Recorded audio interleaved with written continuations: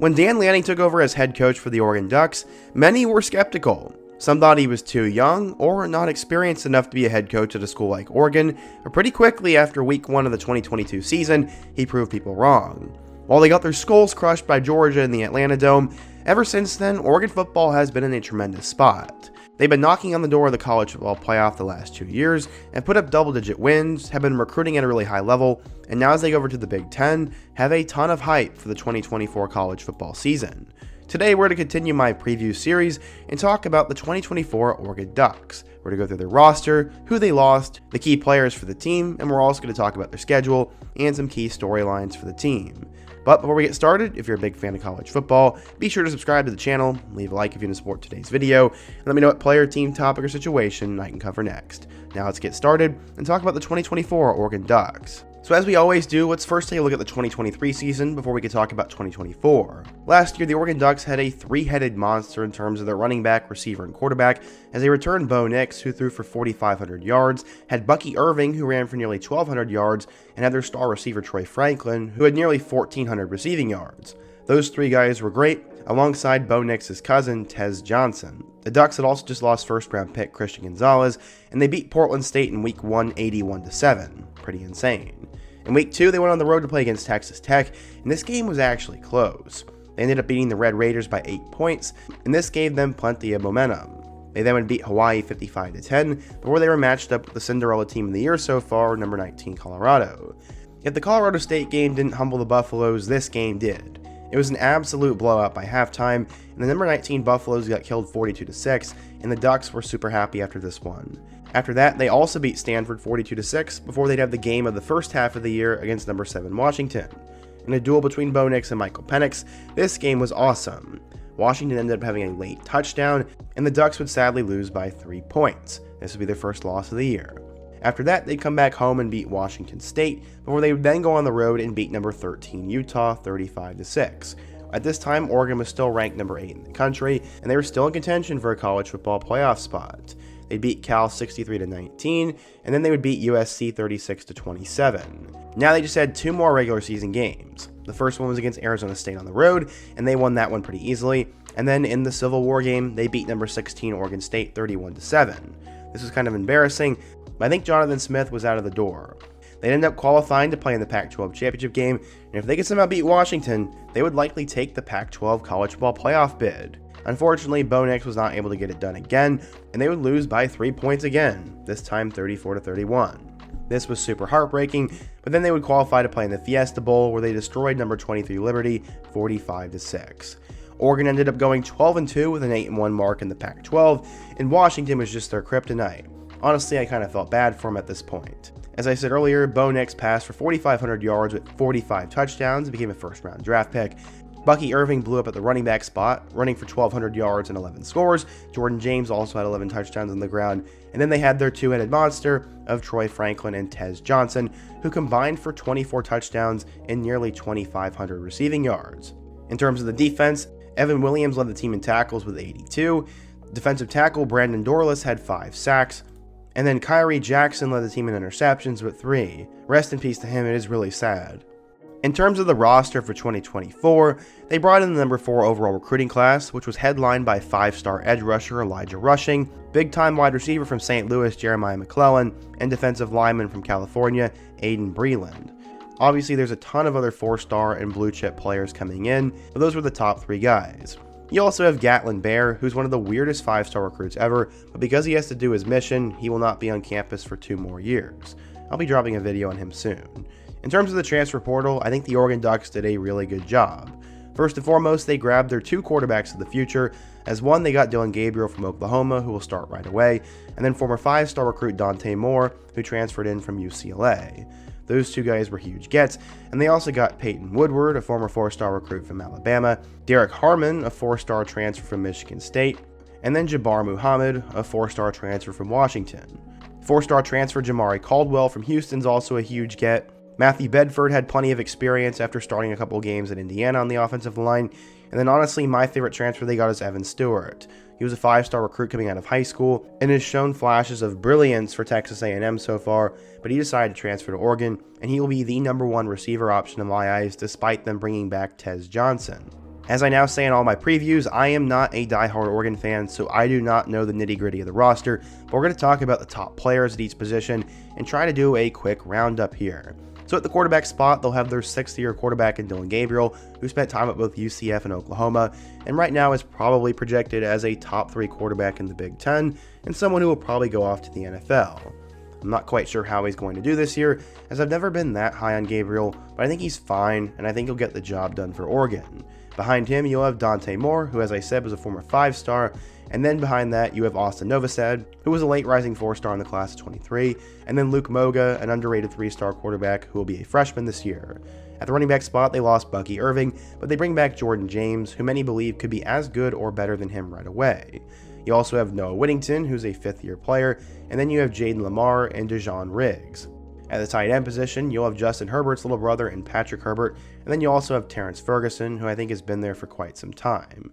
The wide receiver spot I'm actually really looking forward to, as the starters will likely be Trayshawn Holden, the former Bama transfer, Evan Stewart, the A&M transfer, and then Tez Johnson, and then behind that you have some really loaded players. Jeremiah McClellan should be a backup, and he was a really highly recruited freshman.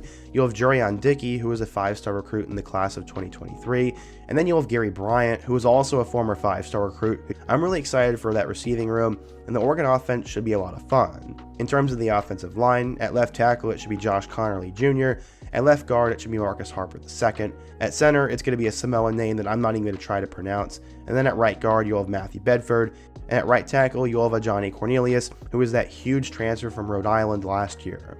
In terms of the defensive side of the ball, at defensive end you'll have former 5-star recruit Jordan Birch, at nose tackle you'll have Jamari Caldwell, at defensive tackle you'll have Keon Ware-Hudson, and then at the 4 linebacker spots you'll have Matayo Uiagalelei, DJ's little brother, you'll have Justin Jacobs, Jeffrey Bassa, and Amarion Winston.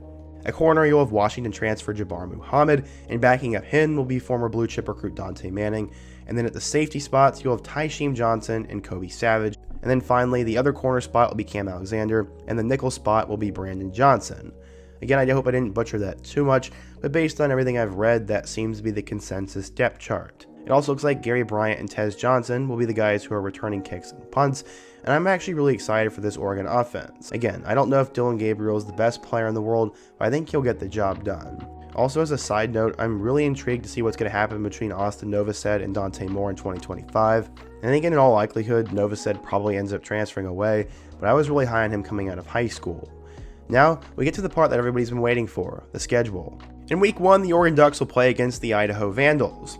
They are the former FBS team that fell to the FCS, but in my eyes, they're actually one of the better FCS programs this year. That doesn't really matter though, as Oregon will completely dominate them by halftime, but I guess I'm going to give Idaho a little bit of a shout out there. In week 2, they're going to play against Boise State, and in the past, I would have called this a trap game, but the Broncos seem to be in a very interesting spot as a program, and kind of very disorganized. What'll be interesting is that Malachi Nelson will probably be the starting quarterback for the Broncos, but again, that's not really going to matter either, and Oregon wins that game very easily. In week 3, we have an interesting matchup, as Oregon State is no longer a Power 5 team, and this is no longer in the last week of November, but they will go on the road to play against the Beavers. I'm not really sure what to make of this team or what to make of this game. I don't really have any reason to believe that Oregon will win, but maybe Oregon State will be so unbelievably mad at everything that went on that they put up a fight. Again though, I wouldn't put money on that, so we're going to say that Oregon gets to 3-0. After that, they go on the road to play against UCLA, and this is also a game I'm not really that excited for. UCLA has a new head coach, and I'm not really sure what's going on with them either. They lost a lot of their talent, and I think Oregon wins this game very easily. While those first 4 matchups are kind of intriguing, I don't think any of them are really going to be that close, and I wouldn't say the month of October gets that much more exciting for them. They get Michigan State at home in early October, and while I like Aiden Childs and I like Jonathan Smith, I don't think Michigan State will be ready for a game like this in year 1. I expect Sparty to win 6 or 7 games, but not be at the level where they can compete with Oregon right away. I think that's an easy win for the Ducks, and then after that, we have a very fun game. They get to host Ohio State at home, and we got robbed of this during 2020. We will finally get to see it happen, and this could be one of the games of the year in college football. Both of these teams should be undefeated at this time, and honestly, I've gone back and forth on who I'm going to pick to win this game. I ultimately decide I think Oregon's going to win by probably a touchdown. I know Buckeyes fans are probably going to freak out about that, but I just think Oregon's going to have a really good offense, and with them being at home, I give them the slightest of slight advantages. Ohio State did go out and get a really good roster, and they return a ton of players. But I also don't really know what to make of Will Howard yet. That brings Oregon now to 6-0 before they go on the road to play against Purdue. Purdue's not really a team that I'm too worried about for Oregon, but at the same time, there's that whole joke a couple of years ago where if you're a top 5 team, your season goes to die. That's the only reason I give Purdue any sort of chance in this one, but that was maybe more of a Jeff Brom thing, so Purdue probably gets killed. After that, they get to go home and play against Illinois, and it's still weird seeing that they're in the Big Ten, but this game will also be over by halftime. I don't think that Illinois matches up with them particularly well, but then Oregon will lose their first game of the year on the road against Michigan. Okay, so I thought Oregon was probably going to go 11-1 this year, and I was debating that they would lose at home to Ohio State, but ultimately I think it's more likely they lose on the road to Michigan. While Michigan has some question marks at the quarterback position, overall they match up really well with Oregon and are dominant at every position, and for now I'm going to give Coach Moore the benefit of the doubt, so I'm going to say Michigan wins in a close one, and this is Oregon's first loss of the year. After that, they'll go home and play against Maryland, who I am not high on at all, and then they go on the road to Camp Randall and play against Wisconsin. If anything, this is their biggest trap game of the year, even more so than Purdue, as it's hard to win at Wisconsin in general, and it's also going to be hard to win when there's probably a snowstorm coming down. This will be a real test to see how Oregon adjusts, but I think Oregon ends up squeaking it out. I think Wisconsin will be fine, but I'm not yet sold on Luke Fickell and everything going on. We'll just have to wait and see with them. Finally, they play Washington at home, and as we all know, Jedd Fisch is now the head coach there, and this is a very different Huskies team than the one we've seen the last few years. They lost pretty much everything they had, and there's no way that Washington wins this game. Oregon is also so annoyed with these guys that I think the Ducks put on a clinic and absolutely destroy them. That gives Oregon an 11-1 record, and that also means they would likely qualify for the Big Ten Championship. I'm not really going to go into tiebreakers, as it's probably a 3-way tie between Ohio State, Michigan, and Oregon, but for the sake of it, let's just say that Oregon gets into the Big Ten Championship, and even if they lose, they're still making the college football playoff. I'm not quite sure how far I would pick the Ducks to go, but I do know they make the playoff, and they'd probably be between 5 and 8, so I'd probably pick them to win one game. I'm not quite sure though, and a lot of this is going to depend on Dillon Gabriel. While he's a good quarterback, I don't necessarily think he's elite, and we'll really just have to wait and see. There's also some other pieces we're going to have to watch out for, but overall, the 3 games to watch are the games on the road against Michigan, home against Ohio State, and at Wisconsin. Those 3 games will determine the 2024 Oregon season, and I see them going 2-1. The chance they could go 3-0 or 1-2, but 2-1 is the most likely scenario, and the Ducks probably end up going 12-2 for the year. But what do you guys think? If you're an Oregon fan, how do you think you guys are going to do this year? What is your projected record, and what did they get right and wrong from the roster preview? Be sure to let me know down below. Leave a like if you want to support today's video. Let me know what program I should cover next. And before you go, don't forget to check out my other videos on the end screen, including my preview about the 2024 Georgia Bulldogs. Hope to see you guys again soon. Until next time, peace.